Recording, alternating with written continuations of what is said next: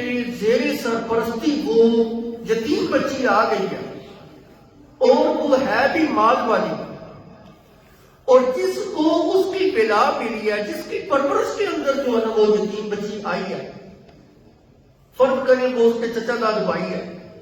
اب چچا داد بھائی ایک ایسا رشتہ ہے جس کے چچا داد بھائی کے ساتھ بھی نکاح ہو سکتا ہے۔ اب وہ دیکھتا کہ یہ لڑکی جو ہے حسن و جمال والی ہے، خوبصورت ہے، اور اس کے پاس مال بھی ہے کہ نہیں۔ اگر وہ لڑکی خوبصورت ہوتی تو اس کا نکاح اپنے ساتھ جو نہ کروا لیتا۔ مقصد یہ تھا کہ اس کا جو مال ہے وہ میرے پاس ہی نہیں، کسی اور کو جائے نہ۔ اور دوسرا ظلم یہ کرتا کہ اس کو پھر حق مہر بھی نہ دیتا۔ تو ایک تو ظلم جو نہ یہ کرتے، اور اگر وہ عورت حسن و جمال والی نہ ہوتی، صرف مال ہوتا، اب چاہیے تو یہ تھا کہ اس کی شادی کسی اور جگہ کرا دیتے۔ وہ تمہاری پرورش کے اندر ہے، تمہاری نگرانی کے اندر ہے، تم اس کی پرورش کرتے ہو، کسی اور جگہ پہ مناسب جگہ کے اوپر اس کا رشتہ کر دو۔ دوسرا ظلم یہ کرتے کہ اس کا کسی مناسب جگہ کے اوپر رشتہ بھی نہ کرتے۔ کیوں نہ کرتے؟ وجہ یہ کہ اگر اس کا کسی اور جگہ پہ رشتہ کریں گے تو جو اس یتیم بچے کا مال میرے پاس ہے، شادی کے بعد اس کو سپرد کرنا پڑے گا۔ تو وہ مال کے اتنے خریص ہوتے کہ خود اگر نکاح اس سے کرتے تو حق مہر نہ دیتے، بلکہ الٹا اس کا مال بھی حرم کر جاتے۔ اور اگر جو نوبت آتی کہ کسی دوسرے سے نکاح کیا جائے تو وہ بھی جو نہ کرتے، صرف اس وجہ سے کہ اس کو مال جو ہے وہ دینا پڑے گا، جی اس کا مال اس کو جو نہ چلا جائے گا، پھر جو ہے ہم مال سے محروم ہو جائیں۔ تو اللہ رب العزت نے کہا وَمَا يُتْلَىٰ عَلَيْكُمْ فِي الْكِتَابِ فِي يَتَامَى النِّسَاءِ، اللہ نے تمہیں قرآن کے اندر وہ حکم پڑھ کے سنا دیا ہے کہ اگر تمہیں خدشہ ہے کہ تم ان کے ساتھ ناانصافی کرو گے، پھر ان کے ساتھ نکاح نہ کرو، پھر ان کا نکاح کسی دوسری جگہ پہ جو نہ کرا۔ اللہ کی لا تؤتونہن ما کتب لہن، وہ جو تم نے ان کو نہیں دیا وہ کیا چیز ہے؟ ما کتب لہن، جو چیز اللہ نے ان کے لیے مقرر کر دی وہ کیا تھی؟ حق مہر کی صورت۔ تو یہ چیز تو اللہ نے مقرر کی ہوئی ہے، لہذا جو چیز اللہ نے مقرر کی ہے وہ ان کو دو۔ قرآن پاک کی کتنی ہی آیات سے یہ بات ثابت ہوتی ہے کہ شریعت نے حق مہر عورت کا حق رکھا ہے، لہذا یہ حق اس کو دو۔ فَمَسْتَمْتَعْتُمْ بِهِ مِنْهُنَّ فَآتُوهُنَّ أُجُورَهُنَّ فَرِيضَةً۔ اللہ رب العزت کہتے ہیں جو نفع تم ان سے اٹھاتے ہو، ساری زندگی ان سے نفع اٹھاتے رہتے ہو، اس کے مقابلے میں ان کو اجر بھی دو، نہ اجرت بھی دو۔ وہ اجرت کیا ہے؟ حق مہر کی صورت میں۔ تمام مفسرین نے اس کو حق مہر کی صورت کے اندر لکھا ہے، اور بلکہ ایک جگہ پہ تو فرمایا وَآتُوا النِّسَاءَ صَدُقَاتِهِنَّ نِحْلًا، ان کے جو حق مہر خوشی کے ساتھ ان کو دو، بددلی کے ساتھ نہ دو، یہ تمہارا ان کے اوپر حق ہے، لہذا یہ حق ان کا جو ہے نا وہ پورا کرو۔ اور ایک جگہ پہ فرمایا وَأُحِلَّ لَكُم مَّا وَرَاءَ ذَلِكُمْ أَن تَبْتَغُوا بِأَمْوَالِكُمْ، ان 15 قسم کی عورتوں کے علاوہ باقی جتنی عورتیں ہیں اللہ نے تمہارے لیے حلال کی ہیں، لیکن شرط یہ ہے أَن تَبْتَغُوا بِأَمْوَالِكُمْ کہ ان کو اپنے مالوں کے ساتھ جو تلاش کرو۔ وہ مال کیا ہے؟ حق مہر۔ اسی طرح ایک جگہ پہ اللہ رب العزت نے فرمایا قَدْ عَلِمْنَا مَا فَرَضْنَا عَلَيْهِمْ فِي أَزْوَاجِهِمْ، اللہ رب العزت کہتے ہیں ہم نے جو تمہاری بیویوں کے متعلق تمہارے اوپر مقرر کی ہے نا کوئی چیز، وہ ہم جانتے ہیں۔ وہ کیا مقرر کیا؟ حق مہر کو مقرر کیا۔ یعنی قرآن پاک کی کتنی آیات ہیں اور احادیث مبارکہ کتنی ہیں جس سے یہ بات ثابت ہوتی ہے کہ نکاح کے وقت عورت کا یہ حق بنتا ہے، مرد کے اوپر واجب ہے کہ اس کو اس کا یہ حق مہر والا حق جو ہے ادا کر کے پھر اس سے نفع ہوتا ہے۔ ہاں عورت اپنی خوشی کے ساتھ اگر جو ہے نا معاف کر دیتی ہے، سارا معاف کر دیتی ہے تو سارا معاف ہے، کچھ حصہ معاف کر دیتی ہے تو کچھ حصہ معاف ہے، لیکن اگر معاف نہیں کرتی یہ بات جو توجہ کے ساتھ سنیے گا، اگر عورت معاف نہیں کرتی تو یہ اگر آپ اس کو نہیں ادا کرتے تو گناہگار ہو۔ نمبر 2، اگر وہ جو نا اس کا حق آپ نہیں دیتے اور کسی حالت میں آدمی کی وفات ہو گئی تو سب سے پہلے اس کے ترکے میں سے جو تقسیم کیا جائے گا، ترکہ بعد کے اندر تقسیم کیا جائے گا، پہلے اس کا قرض چکایا جائے گا۔ تو قرض کے اندر یہ چیز بھی قرض ہوگی، پہلے اس کے ترکے کے اندر سے حق مہر کی قیمت نکال کے اس کی بیوی کے سپرد دی جائے گی، اس قرضے کو چکایا جائے گا۔ پھر بعد کے اندر اس کا ترکہ تقسیم کیا جائے گا، جتنا بیوی کا حصہ بیوی کو دیا جائے گا، جو بچوں کا حصہ بچوں کو دیا جائے گا، جو ماں باپ کا حصہ ہے وہ ان کو دیا جائے گا۔ گویا کہ مرنے والا آدمی اگر اپنی زندگی کے اندر حق مہر دے کے نہیں مرا تو وہ مقروض مرا ہے، اور مقروض کے متعلق آپ دیکھ رہے کتنے سخت احکام ہے۔ اللہ کے پیغمبر نے تو اس کا جنازہ بھی نہیں پڑھا، اور اگر خدا نہ خواستہ اس کے پاس مال نہیں ہے تو وہ مقروض ہی مرا ہے۔ تو یہ اتنی جو ہے نا لازمی چیز ہے، شریعت نے اس کو نکاح کے اندر واجب جو ہے نا قرار دیا ہے۔ قد علمنا ما فرضنا، جو ہم نے فرض کیا ہم اس کو جانتے ہیں۔ گویا کہ شریعت نے اس چیز کو لازم قرار دیا، فرض قرار دیا۔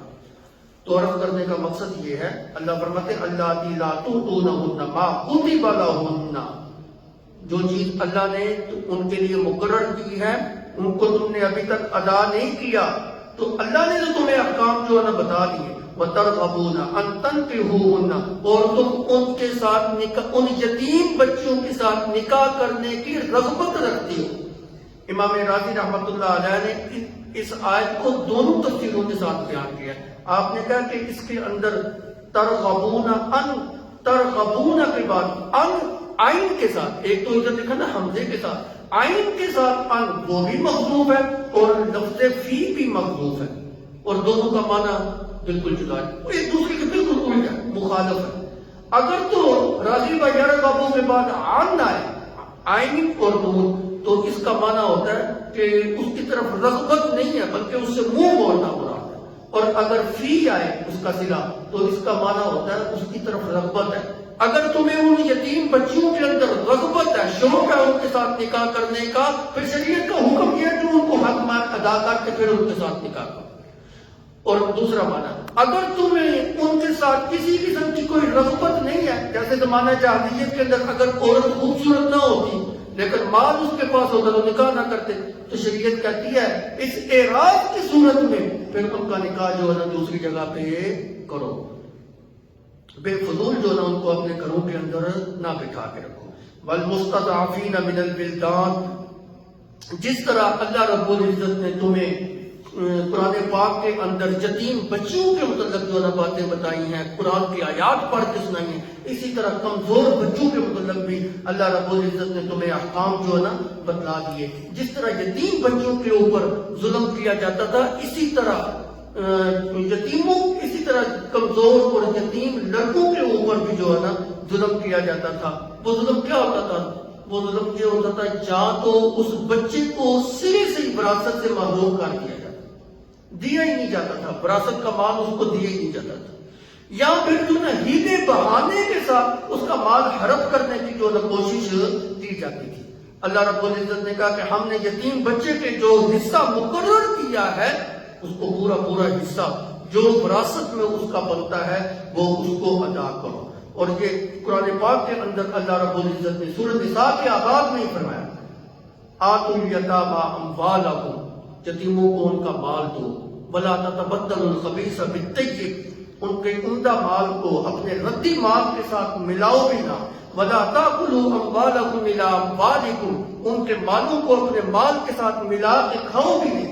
ہاں ایک صورت ہے جی کہ تم جو نا اصلاح کی نیت رکھتے ہو تو پھر جو نا اپنے مال کے ساتھ ملا سکتے ہو، بلکہ وعید بھی سنائی، ان الذین یاکلون اموال الیتامی ظلما انما یاکلون فی بطونہم نارا وسیصلون سعیرا، جو یتیم بچوں کا مال ناحق ظلمن کھاتا ہے وہ اپنے پیٹ کے اندر آگ بھرتا ہے، جہنم کی آگ جو ہے نا اپنے پیٹ کے اندر۔ یہ بیچارہ کمزور تھا، یہ تو تمہاری جو نا شفقت کا محتاج تھا، تم نے الٹا اسی کا مال جو نا ہڑپ کرنے کی کوشش کی، تم جہنم کی آگ کو اپنے پیٹ کے اندر بھر رہے ہو، دنیا کے اندر اس کا مال کھا کے اپنے پیٹ کے اندر جہنم بھر رہے ہو، اور کل قیامت کے دن جو نا تمہیں جہنم کے اندر ہی گرایا جائے۔ وَسَيَصْلَوْنَ سَعِيرًا، تو وعیدات بھی اللہ رب العزت نے سنائی اور فرمایا وَأَن تَقُومُوا لِلْيَتَامَى بِالْقِسْطِ، یتیموں کے ساتھ انصاف والا معاملہ قائم کرو، بد انصافی نہ کرو، اور یہ حکم سب کے لیے۔ اگر کسی کو یتیم کی سرپرستی حاصل ہے اس کو بھی یہ حکم ہے، اگر کوئی محلے کا سربراہ ہے، شہر کا سربراہ ہے، اگر جو ہے تو گھر کا سربراہ ہے یا ملک کا سربراہ ہے تو تمام جو ہے لوگ اس کے اندر جو ہے وہ شامل ہیں. اس کے مصداق بنتے ہیں وَأَن تَقُومُوا لِلْيَتَامَى بِالْقِسْطِ، یتیموں کے معاملے میں انصاف کو جو ہے قائم کرو. اور صحابہ کو جس وقت یہ آیتیں نازل ہوئی یتیم کے متعلق اتنی تفصیل کے ساتھ شریعت نے احکام بیان کیے، ان کو ڈر لگنے لگا کہ شاید ان یتیم بچوں کے ساتھ نکاح کرنا ہمارے لیے جائز ہی نہیں رہا. شریعت نے کہا نہیں ایسی بات نہیں ہے، یہ جو سختی کی جا رہی ہے یہ تو زمانے جاہلیت کی غلط رسموں کو توڑنے کے لیے کی جا رہی ہے نا. تمہارا ان کے ساتھ نکاح کرنا بالکل جائز ہے، لیکن خیال کرو ان کا حق مہر ان کو دو. حق مہر دے کر ان کے تمام حقوق نان نفقہ وغیرہ سکنا وغیرہ رہائش لباس علاج معالجہ وغیرہ مہیا کرنے کے بعد جب اگر تم ان کے حقوق انصاف کے ساتھ ادا کرنے کے اوپر قادر ہو تو پھر اس یتیم بچی جو تمہاری کفالت کے اندر ہے اگر کوئی شرعی عذر نہیں یعنی تمہارا ان کے ساتھ نکاح کرنا جائز ہے تو پھر تم بالکل ان کے ساتھ نکاح کر سکتے ہو. لیکن اگر تمہیں خوف ہے وَإِنْ خِفْتُمْ أَلَّا تُقْسِطُوا فِي الْيَتَامَى کہ یتیم کے معاملے میں تم انصاف نہ کر سکو پھر ان کے ساتھ نکاح نہ کرو. پھر اس کے علاوہ دیگر جو عورتیں ہیں معاشرے کے اندر ان کے ساتھ جو ہے نکاح کر دو. تو صحابہ کو جس وقت یہ خیال ہوا کہ شاید ان کے ساتھ نکاح کرنا جائز ہی نہیں، شریعت نے کہا نہیں نکاح کرنا جائز ہے لیکن ان کے حقوق کا پورا پورا خیال کرو. اب تمہاری نیت کے اوپر محمول ہے کہ ان کے ساتھ نکاح کرنے میں تمہاری کیا نیت ہے. ان کا مال ہتھیانا جو ہے تمہارا مال مقصود ہے یا جو ہے اصلاح مقصود ہے. اگر اصلاح مقصود ہے تو اللہ اس بندے کی نیکی کو ضائع نہیں کرتے. آگے والا جملہ یہی ہے وَمَا تَفْعَلُوا مِنْ خَيْرٍ فَإِنَّ اللَّهَ كَانَ بِهِ عَلِيمًا. جو انسان خیر کا کام کرتا ہے بھلائی کا کام کرتا ہے نیکی کا کام کرتا ہے اس کی نیت کے اندر اصلاح ہے اس کی نیت کے اندر کھوٹ نہیں ہے جی تو فَإِنَّ اللَّهَ كَانَ بِهِ عَلِيمًا، اللہ بھی اس کے عمل کو جانتا ہے. تو سارے سبق کا خلاصہ کیا نکلا؟ یتیم بچیوں اور یتیم لڑکوں اور کمزور طبقے کے ساتھ حسن سلوک کرو، ان کے ساتھ شفقت والا معاملہ کرو، ان کے ساتھ ظلم نہ کرو، ان کے ساتھ زیادتی نہ کرو، ان کے ساتھ ناانصافی نہ کرو. کمزور طبقے کے حقوق جو شریعت نے مقرر کیے ہیں وہ پورے کرو.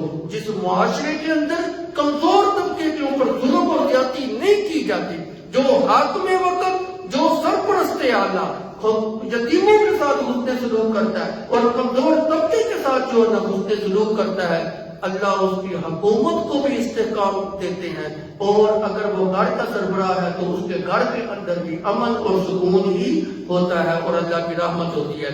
اور جو حاکم کمزور طبقے کے اوپر ظلم کرتا ہے زیادتی کرتا ہے ناانصافی کرتا ہے ظلم کی چکی میں پیسنے کی ان کو کوشش کرتا ہے اللہ کی رحمت کبھی بھی اس کے سامنے حال نہیں ہوتی. لعنتیں جو ہے وہ برستی ہیں. اللہ عمل کی توفیق عطا فرمائے. وآخر دعوانا الحمدللہ ربنا آتنا فی الدنیا حسنہ وفی الآخرۃ حسنہ وقنا عذاب النار. اللہم وفقنا لما تحب وترضى. ہمارے بڑے پیارے بھائی عثمان مغل صاحب ان کی والدہ ماجدہ ہاسپٹل میں ایڈمٹ ہیں. انہوں نے دعا کی درخواست کی ہے ان کی والدہ کے لیے دعا کریں اللہ تعالیٰ ان کو صحت کاملہ عاجلہ دائمہ مستمرہ عطا فرمائے. جتنے بھی بیمار ہیں سب بیماروں کو اللہ رب العزت شفائے کاملہ عاجلہ عطا فرمائے.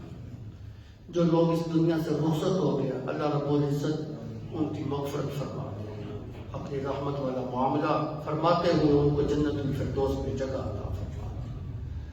جس کی جو بھی حاجت ہے کوئی نیک تمنا ہے اللہ ہم سب کی مشکلوں کو آسان فرما دے. اللہ ہماری تمناؤں کو پورا فرما دے.